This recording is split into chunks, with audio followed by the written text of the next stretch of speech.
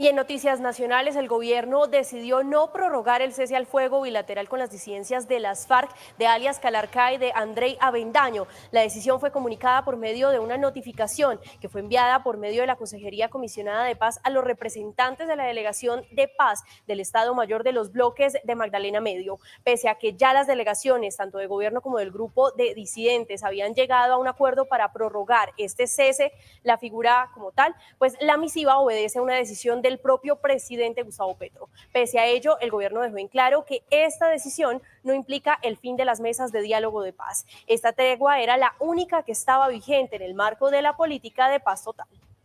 Si esta noticia le interesa y quiere mantenerse actualizado de lo que ocurre en Bogotá, lo invitamos a suscribirse a nuestro canal de YouTube.